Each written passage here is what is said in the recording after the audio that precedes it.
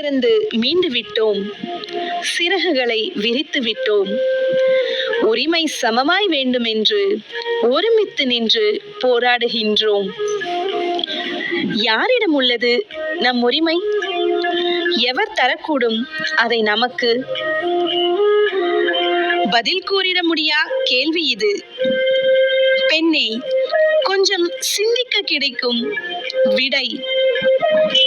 நமக்கு அடிமை தலையை களைந்திடணும், ஆணுக்கு நிகராய் வாழ்ந்திடவும் என துடித்திடும் நமக்குள் தான் உளது. நம் துயரங்கள் களைந்திடும் மார்க்கங்களும் அன்னையை மதிக்கா ஆண்கள் இல்லை. அவர் அன்புக்கு வசப்படா மனிதரும் இல்லை. பின்னும் ஏன் இந்த பேதங்கள்? ஆண் பெண் பேதம் தேவையில்லை என அன்னை நீ பதிக்கும் வித்துக்கள் விண்தொடும் விருட்சமாய் வளர்ந்துவிடும். வேற்றுமை மறைந்த விடியல் வரும். அழகான வரிகள். நேயர்களே, நான் ஏன் இந்த வரிகளை படித்தேன் என்று கூறினால், இன்று ஆகஸ்ட் 26 விமென்ஸ் ஈக்வாலிட்டி டே. அதாவது மகளிர், ஆண்களும் பெண்களும் ஒன்றானவர்கள்தான். அவர்களிடம் மாறுபாடுகள் ஒன்றுமில்லை. பெண்கள் சமத்துவ தினம் இன்று.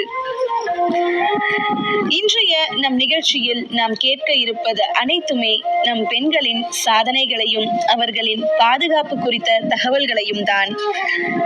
இன்றைய இந்த 1 மணி நேர நிகழ்ச்சியில் நாம் கேட்கப் போகிறோம் நம் கவிநிலவு வாயிலாக. இணைந்திருங்கள், மகிழ்ந்திருங்கள் நம் கவிநிலவோடு. நம் நிகழ்ச்சியை அழகான ஒரு தலைப்போடு துவங்கியுள்ளோம். உங்களில் பலர் உங்கள் நகர சபை, சமூக குழு, அரசு நிறுவனம், பணியிடம் அல்லது இராணுவ தளத்திற்கான மகளிர் சமத்துவ தின தீர்மானத்தை பற்றி கேட்டிருப்பீர்கள். இப்பொழுது இந்த காலகட்டத்தில் பெண்கள் இல்லாத சமூகமே கிடையாது. அதுவும் பெண்கள் இல்லாத வேலைகளும் கிடையாது, செய்ய துணியாத வேலைகளும் கிடையாது.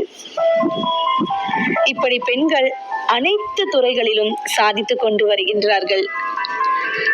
அத்தகைய பெண்களுக்காக இன்றைய நிகழ்ச்சியை நாம் கேட்கலாம் நம் கவிநிலவு வாயிலாக. இணைந்திருங்கள் நேயர்களே. ஒரு அழகான பாடலுடன் நம் நிகழ்ச்சியை துவங்கலாம்.